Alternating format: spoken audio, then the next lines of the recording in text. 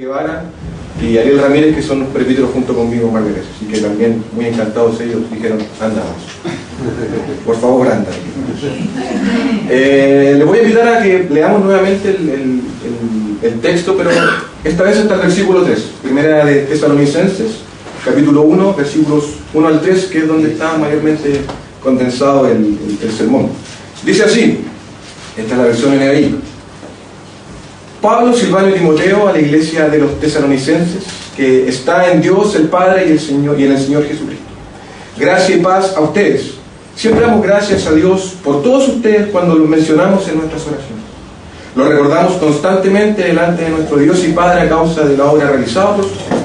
El trabajo motivado por su amor y la constancia sostenida por su esperanza en nuestro Señor Jesucristo. Oremos. Señor, gracias por la posibilidad que tú me das, Señor, de poder predicar tu palabra en esta iglesia. Úsame como instrumento tuyo, Señor, líbrame de tentación, líbrame de pecado, Señor, y que de mi boca salgan tus palabras y que también prepares tú el corazón, Señor, de esta congregación, para que no solo sean recibiendo y guardando tu palabra, sino que también la sean practicando y haciendo la vida, Señor, como tú así nos enseñaste, Señor. Guía este sermón, guía este culto para tu alabanza y tu gloria, y que nosotros como comunidad y como comunión nos gocemos en ello, Señor. Oramos en el bello y dulce nombre de Dios Cristo Jesús. Amén. Amén. Y hagamos un ejercicio.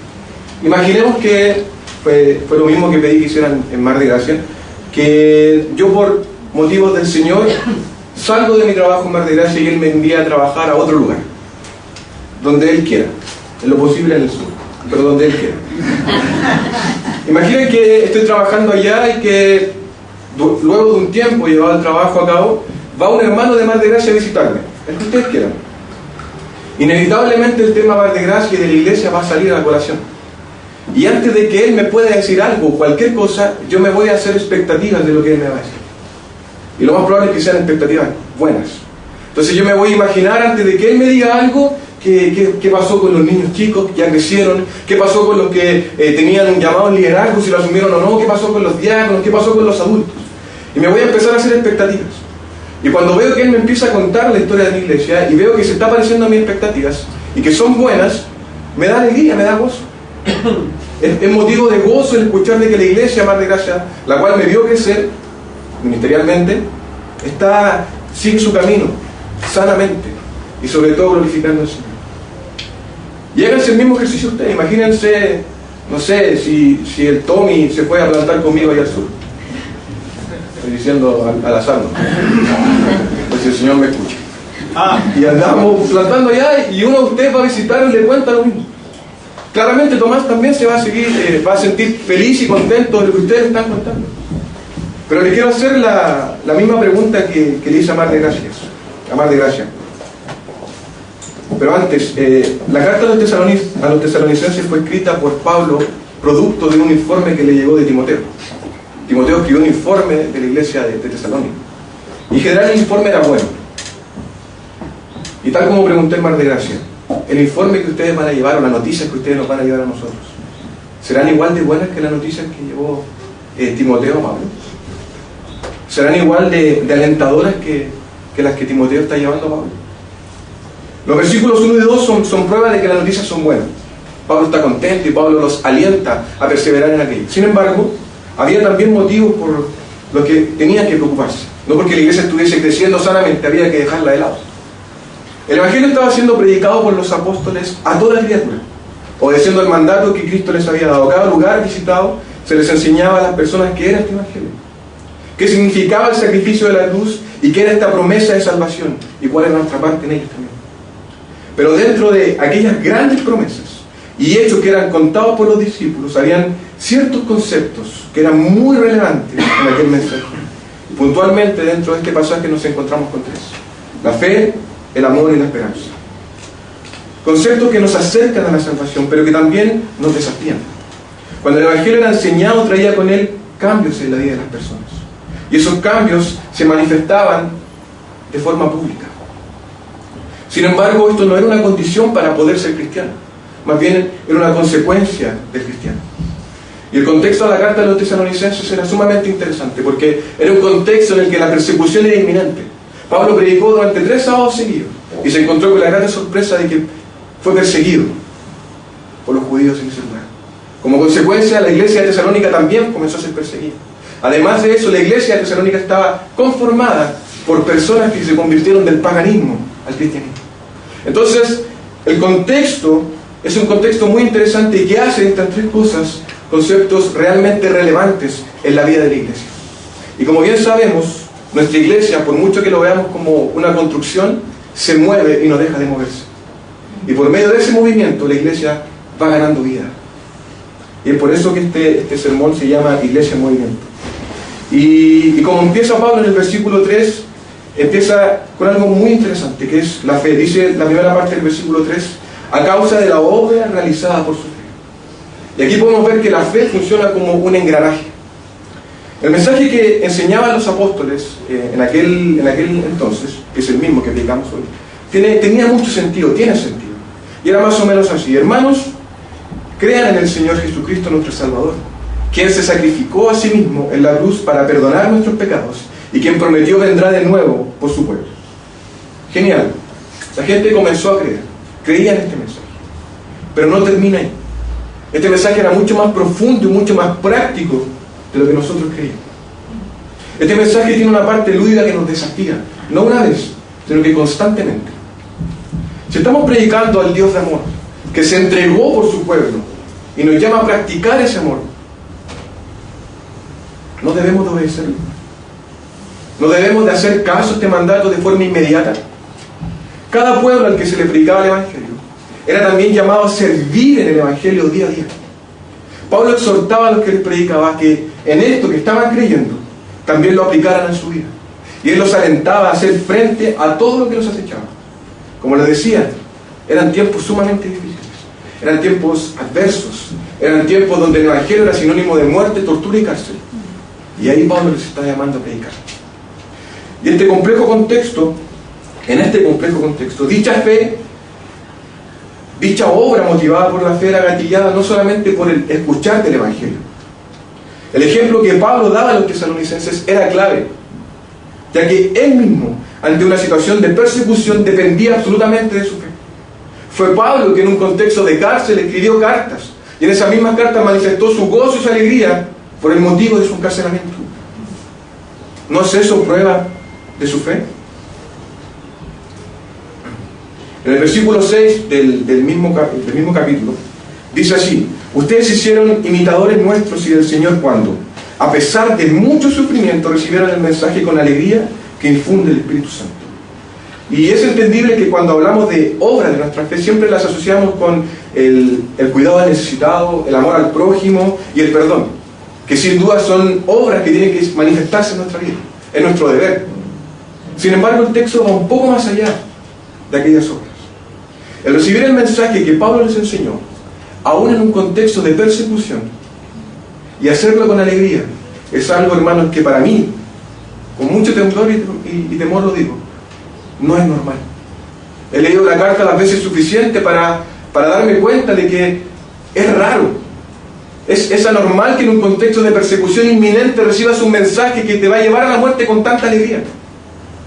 Y hoy en día, incluso en el siglo XXI, donde en Chile somos libres de predicar este mensaje, muchas veces no es normal para nosotros recibirlo con la misma alegría. Muchas veces, aún a nosotros, donde tenemos las ventanas abiertas de nuestro templo, nos cuesta recibir este mensaje con alegría. Y esto es interesante, ya que Pablo en estos versículos de esta carta, como lo decía, no se manifiesta precisamente las obras que todos conocemos de nuestra fe. Pablo nos está mostrando que la fe en la vida de aquella congregación está obrando de tal forma que los está llevando a la firmeza frente a un contexto de persecución. Y que además los alienta a seguir en pie, siendo fieles al Evangelio frente a la persecución inminente. Es decir, la fe estaba funcionando como un engranaje que los movía a obrar de una manera hermosa, gloriosa y constante en un ambiente tenso. Ellos, siendo perseguidos, predicaban el Evangelio con alegría, con gozo. ¿No es eso tener fe? Y no solo esto, curiosamente ellos lo hacían con alegría. Había alegría en su corazón. Y esta alegría es infundada por quien es nuestro Consolador. Déjenme decirle que por mucho que los tesalonicenses hayan trabajado y servido al Señor, no eran movidos por motivos personales. Si hubiesen sido movidos por motivos personales, claramente la iglesia no hubiese andado en los caminos del Señor. Ellos eran alentados por nuestro Consolador. Y fue el mismo Jesucristo quien nos entregó su propio Espíritu como Consolador nuestro, con el fin de que nos guíe y nos dé ánimo en todo momento. Y aquí en este contexto nos damos cuenta de que su labor es llevada a cabo de forma bella y oportuna. El Espíritu Santo trabajaba en ese contexto de forma bella y oportuna, ya que el Espíritu estaba obrando de manera orgánica dentro de la congregación, a través de la fe de los miembros de esta congregación.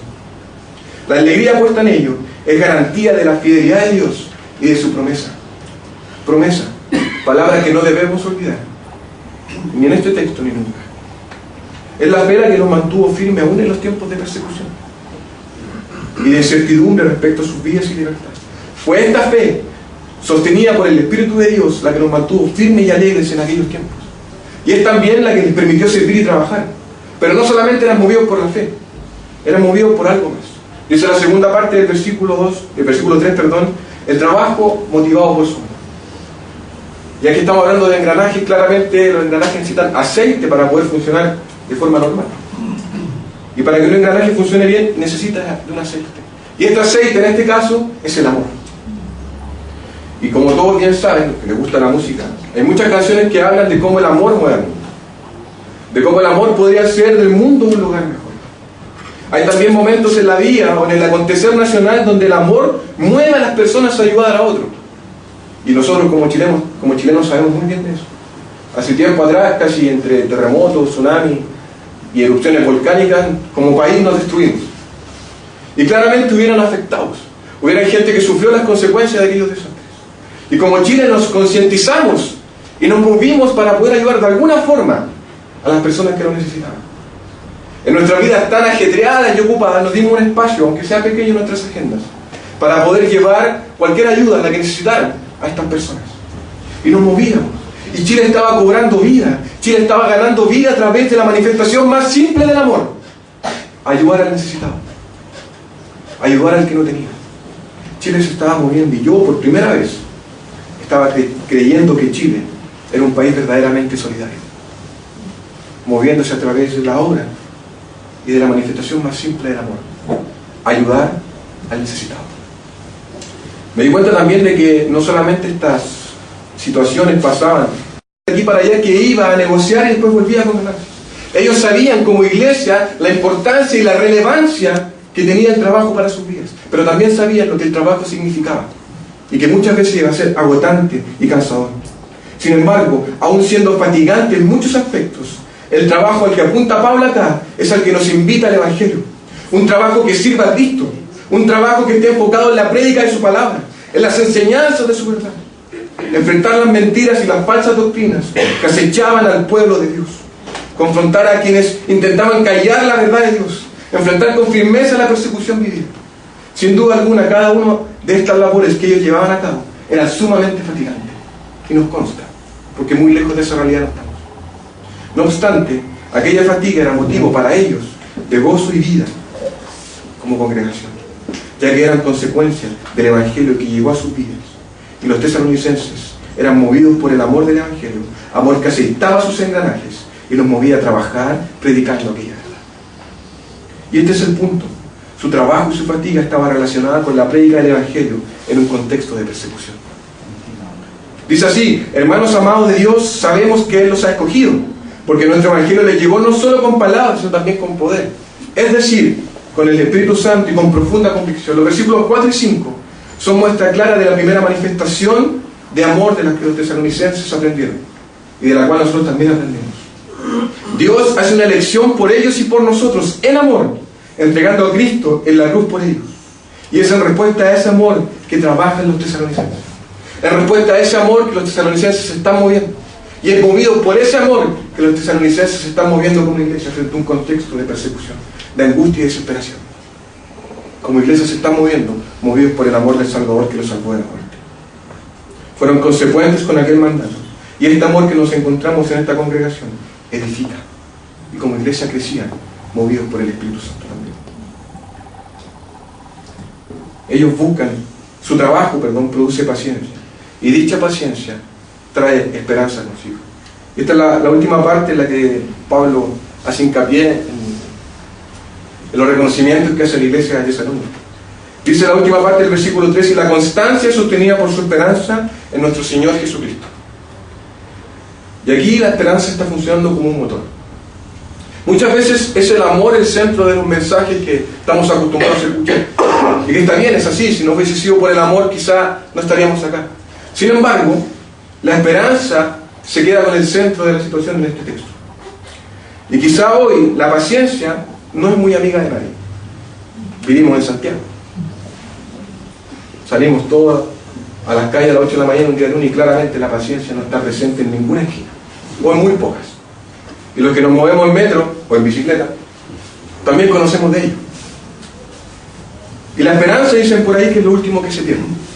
Sin embargo, hay muchos que no saben ni siquiera dónde la dejaron y otros no tienen ninguna intención de buscarla. Aún así, a los tesalonicenses se les ofrecieron a través del Evangelio estas dos palabras. Y digo aún así porque estas dos palabras también te son ofrecidas a ti, no en la iglesia. Y aquí vamos a otro ejercicio. Imaginemos a un niño que está desolado en las calles un día de invierno. No nos imaginemos a nosotros. Imaginemos a alguien que no tiene nada absolutamente y que no está acostumbrado a recibir. Y a ese niño se le ofrecen estas dos palabras. Y el Dios te dice: aquí tengo, hijo mío, para ti esperanza de que yo volveré por ti, de salvación y vida eterna. Sin embargo, como sé que estamos en un mundo caído por causa de la desobediencia, te ofrezco también paciencia, para que sepas esperar y aguardar por mí, y esperarme como corresponde. Esas dos palabras le fueron ofrecidas a los tesalonicenses, y a ti también, ¿no?, en la iglesia. Y ellos, guiados por el Espíritu de Dios, las aceptaron y las hicieron parte de su vida por medio de la fe y el amor. A ellos, en un contexto de persecución, de rechazo, de muerte segura, a ellos el Señor se les acercó con la promesa de que regresaría, volvería por su pueblo. Y ellos vivieron con esa esperanza y eran constantes en ella. Así como también espero lo sean ustedes y lo sea mi iglesia. Pablo estaba contento. Pablo estaba feliz de que su amada iglesia esperara en Dios pacientemente y de manera constante. Ellos estaban aguardando esa venida. Estaban esperando el regreso de su Redentor. Estaban allí esperando pacientemente aquel gran día. Pero no esperaban con duda, con inseguridad. Ellos estaban seguros de que Cristo vendría. Prometieron un Salvador en el Antiguo Testamento. Vino ese Salvador, murió por su pueblo. Aquel Salvador resucitó y envió un Consolador. Ese Consolador vino. ¿Por qué no cumpliría su promesa en la segunda venida?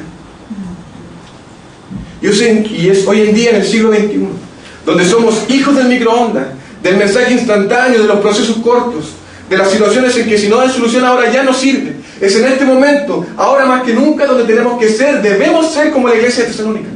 Una iglesia que tiene su esperanza en Cristo y en nada más. ¿Pero qué significa perseverar en la esperanza? Fíjense muy bien. La esperanza, la espera, el aguardar que tenían los tesalonicenses no era algo pasivo. Todo lo contrario. Ellos sabían que tenían que trabajar y servir a Dios, predicar y enseñar su palabra. Y ellos entendían que este actuar traía consigo vida a la iglesia. Pero además, recompensa. Y su recompensa sería la que Cristo les prometió. Pablo ya se los había enseñado al momento de predicarles y enseñarles el Evangelio. Por lo tanto, ellos aguardaban y esperaban a Dios de una manera activa. Y aquí imaginen a un niño el 24 de diciembre a las 11:30 de la noche. El cabrón chico está desesperado por abrir los regalos de Navidad. Imaginémonos a nosotros, hoy en día esperando el 18 de septiembre.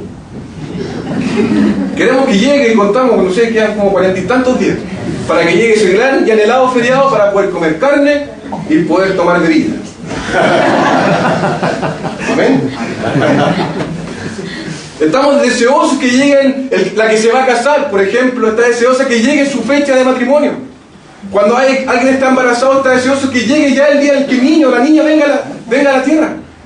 Desesperadamente esperamos esos momentos y esas situaciones.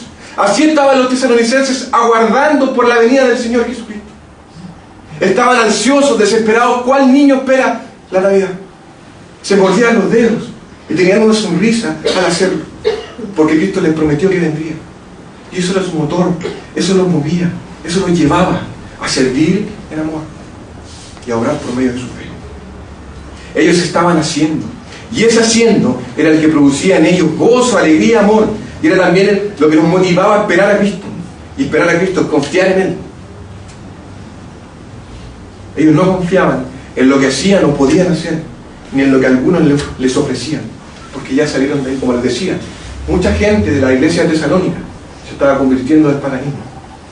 Dice los versículos 9 y 10: ellos mismos cuentan de lo bien que ustedes nos recibieron y de cómo se convirtieron a Dios dejando a los ídolos para servir al Dios vivo y verdadero y esperar del cielo a Jesús, su Hijo, a quien resucitó, que nos libra del castigo venidero.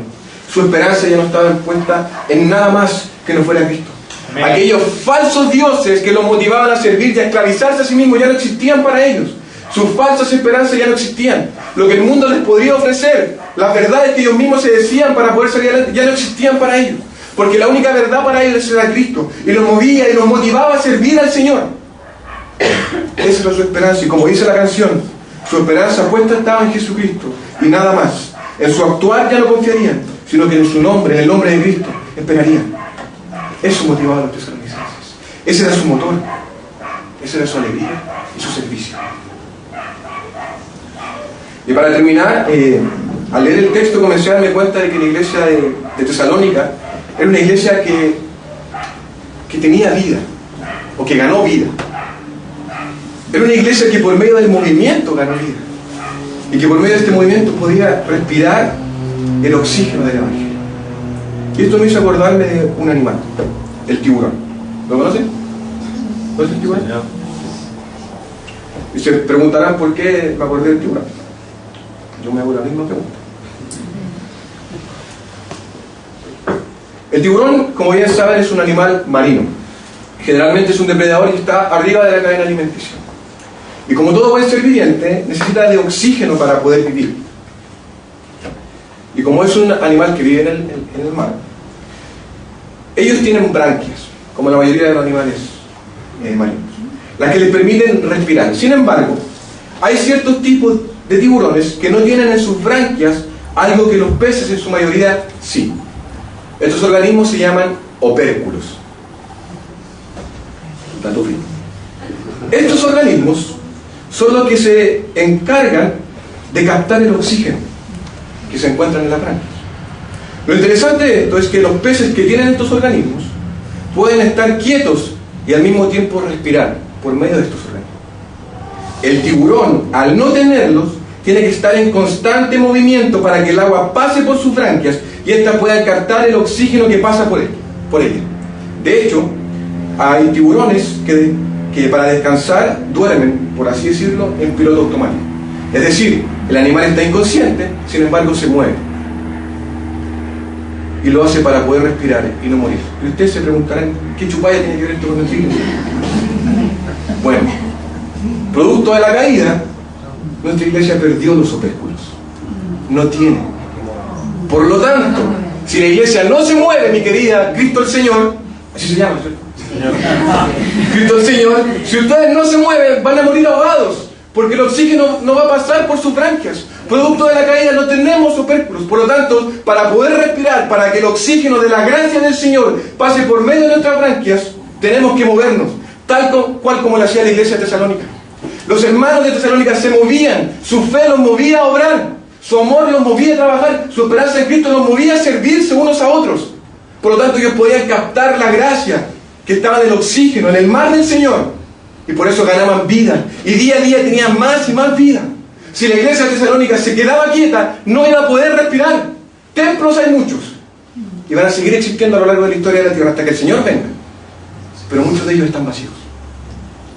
Sus paredes cuentan lindas historias, pero esas lindas historias tienen finales tristes, porque su iglesia no fue consciente de que no tenía opérculos, y no se movió, y así murió en el fondo del mar ahogada.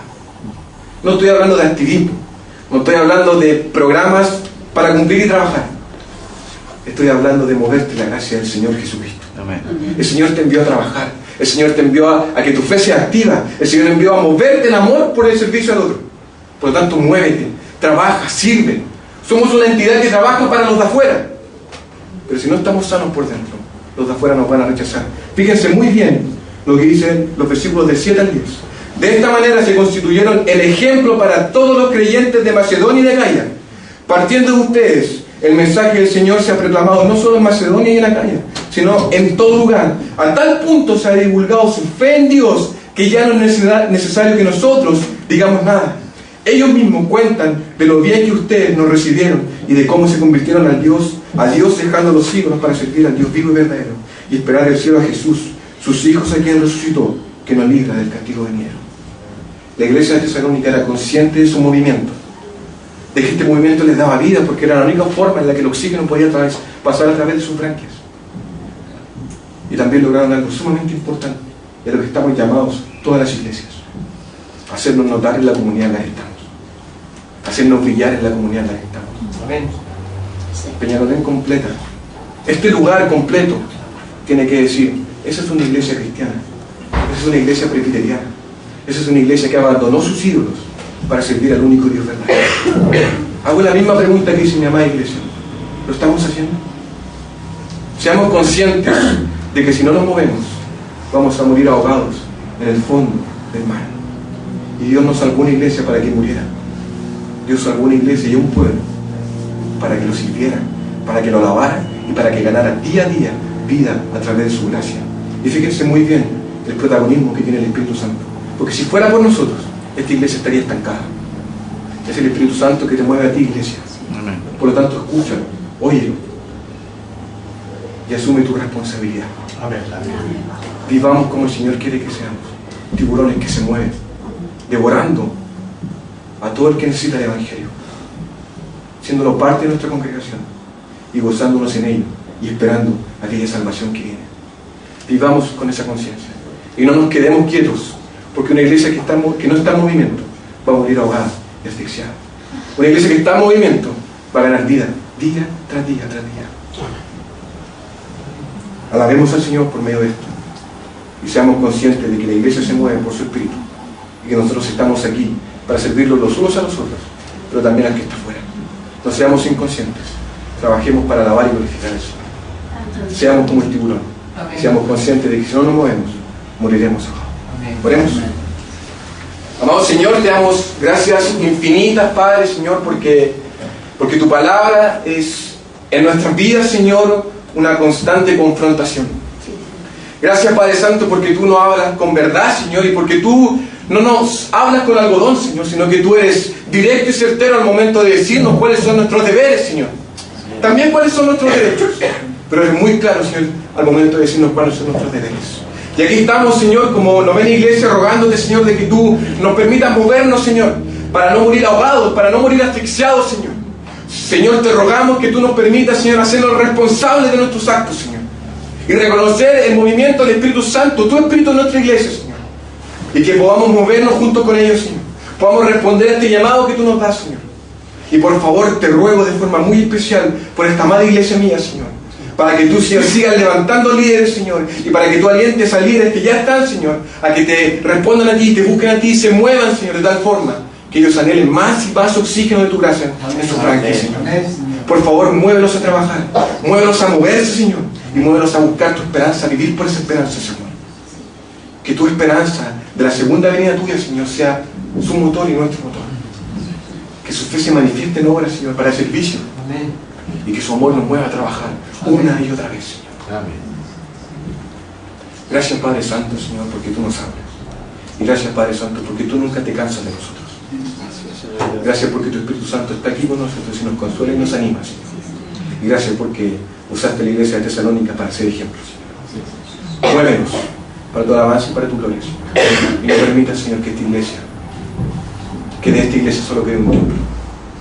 Permite, Señor, que estas paredes, Señor, canten y cuenten historias, Señor, de cómo este pueblo se movió para tu alabanza y tu gloria. De cómo esta iglesia se movió para tu alabanza y tu gloria. Oramos, Señor, guiados por el Espíritu Santo, rogando que este culto sea para tu alabanza y tu gloria. En el bello y dulce nombre de Cristo Jesús, nuestro Salvador. Amén. Amén.